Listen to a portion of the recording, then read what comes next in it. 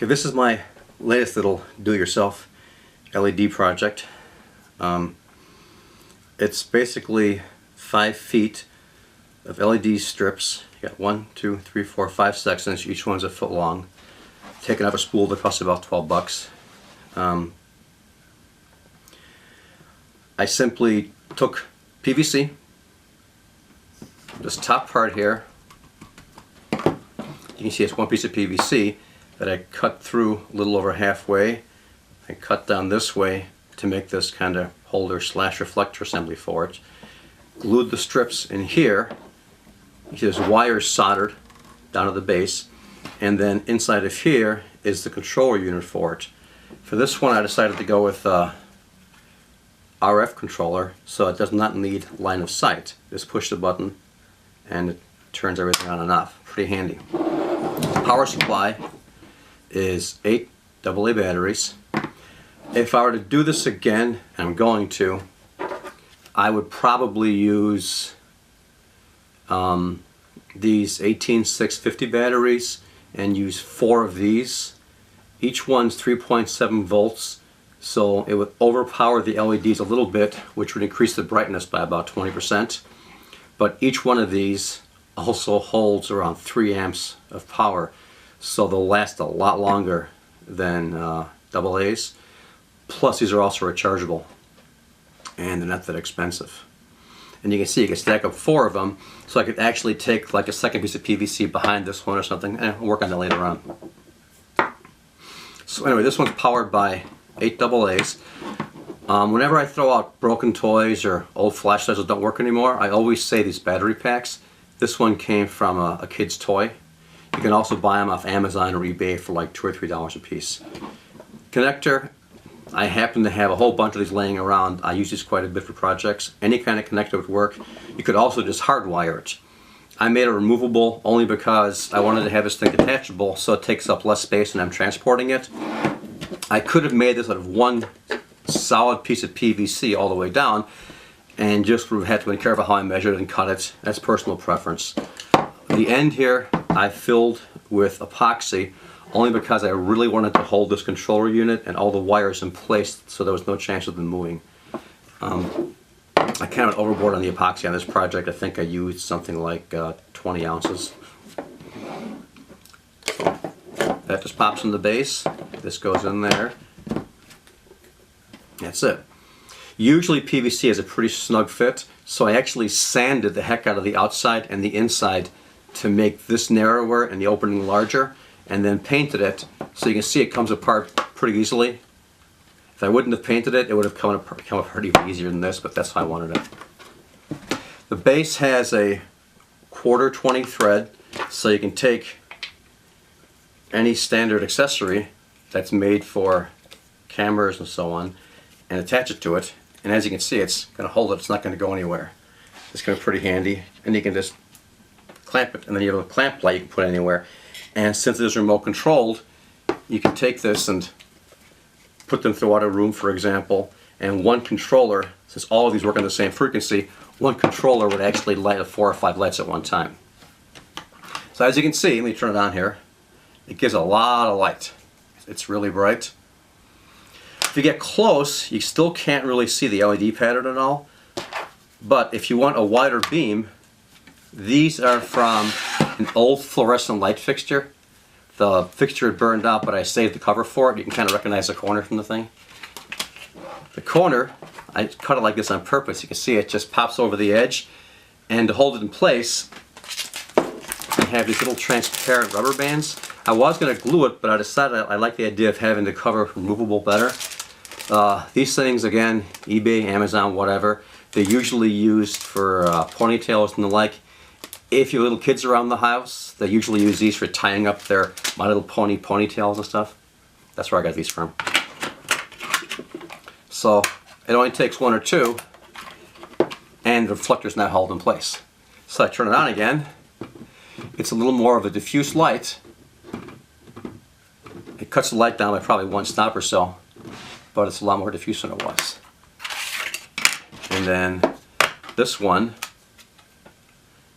It's not quite as difficult because these things get cut by the edges on the plastic, so I go through a couple each time I strap them in place here, or tie them in place. So same thing, turn it on. That's a nice diffuse light. You could even put on both of these things for even more diffuse light, but it really cuts down on the brightness each time you do that. And this little RF controller is pretty cool because you can also control the brightness. These are increments of 150, 25%, or you can just increase it and decrease it by a couple percent at a time. And of course it has all these different modes, which for lighting a individual or a model or whatever you want to do isn't quite practical, but for light painting you can get some pretty cool effects with this, moving it around and so on. You could also tape or rubber band different colored plastic gels over this to get different colored light. Excuse me. I was going to do a RGB version, and I may later on, but the problem with RGB, the white is not actually white. It's all three colors turn on at the same time, and it tends to have a more of an artificial look to it. Okay, so some details on the construction. Down on the inside here, I have this bolt going all the way through, and at the end of it, I put a washer and a screw head on it. That gives it kind of like a T fixture, so when I put the epoxy in there, there's no way it's going to move. I just drilled a hole in the base, took a knife, kind of cut it out a bit more, pushed this in there, took a tripod screw, tightened it to make sure it was parallel, and then dumped in the epoxy. Worked out really well. You don't have to have a thread in the bottom. That was kind of like an afterthought. This piece here is 3 pieces. You have an 1.5" coupler, 1.5" pipe, and an 1.5" cap. When I put the threaded fitting on the bottom, I actually took a saw when it was all dry and sliced the whole thing across so it would be a nice, perfectly flat base. You could have sanded it, but it would have been a while. If I were to do this again, I would probably put a plug in the bottom instead of a cap. I wanted to use what I had on hand, and I had caps on hand. I didn't have any plugs on hand. With a plug, you wouldn't have this raised rim here on the base, just a real small part on the bottom, but it gives kind of a cool hand grip. And same thing here, this is 1.5" PVC. The LEDs are stuck on by simply peeling off the tape on the back of the LEDs and pressing them firmly in place. I soldered the wires on first. This way, of course, it's a lot easier to get to. Push it down till they're nice, solidly held in place. And then it turns out that the same glue that sticks PVC together also kind of binds this covering, the waterproof covering on the LEDs, to the PVC. So after it was in place, I put a bead of the PVC glue along the top here, and then every once in a while down between the gaps here, and this stuff is not coming off. It's on really solid. On the inside, you'll see I have a couple PVC collars. I just stuck this thing in here to hold these wires in place. I could have put in epoxy or glue or something else, but I just wanted to try it out to see how it would work out. The ends here are, all the wires are all soldered, and then I used shrink wrap tubing. I just like how shrink wrap works, and it's more compact than trying to put electrical tape over everything.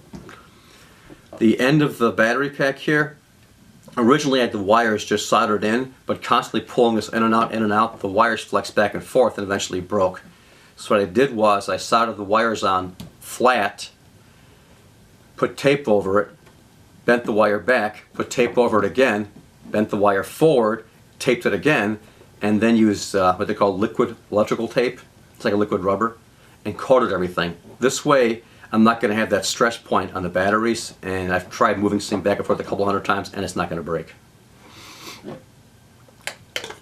So that just straps in, just kind of wrap that around, push that in place, and we have a really nice bright light, and it remembers my mode from last time, so let's put it back on light.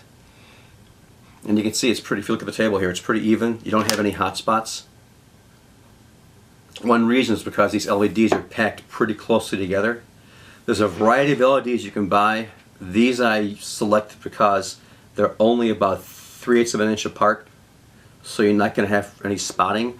The more popular LEDs, there's actually, these LEDs have 1 LED per chip. The more popular ones, the 5032s, or the 5050s, have 3 LEDs per chip. So each chip's actually 3 times brighter, which means they also use up 3 times the battery power, but they're spaced about this far apart.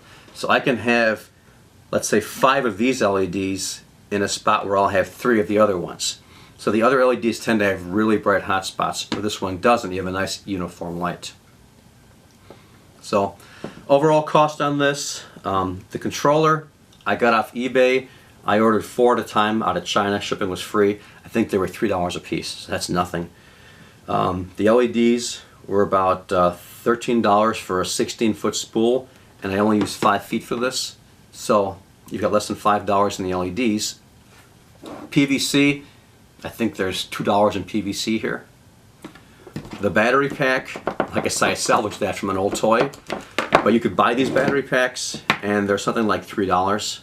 Again, Amazon or eBay. Then your next cost is the batteries. And again, you can do rechargeables, AA's, whatever. The thing I like about what I may do next time, I have some old flashlights that actually use these, so I can just recycle the flashlight body. But whenever I had these old battery packs, there was a pain to pull out here.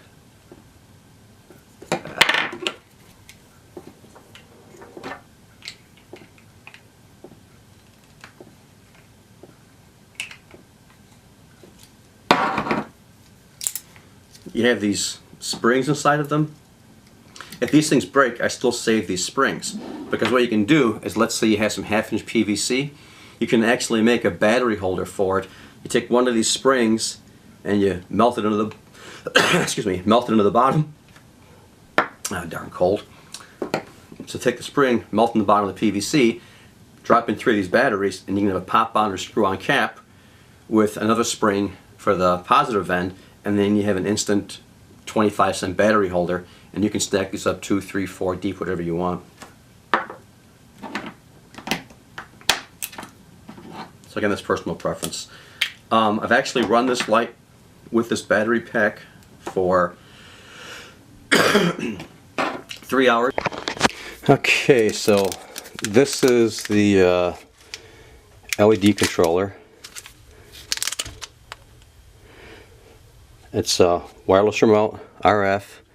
So that's the picture. You can look at it on eBay or on Amazon. I like buying off of eBay because you don't pay tax, and shipping is next to nothing out of China. This is only for white LEDs. It won't do multicolor. You can get other controllers for multicolor, but you know, it's personal preference. I'll probably make a multicolor one later on. Connector wise, this is what I used for the power. It's really personal preference. I could have hardwired it. It's whatever you have lying around. It's, you know, these are really nice. They're heavy duty. And if I were to do it again, I would probably do this and melt these into the epoxy or form the epoxy around them.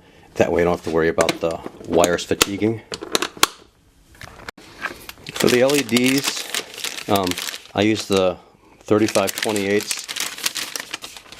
It only took about, I'll say that's 5 feet, and you get about 16 feet per spool, so less than a third of the spool.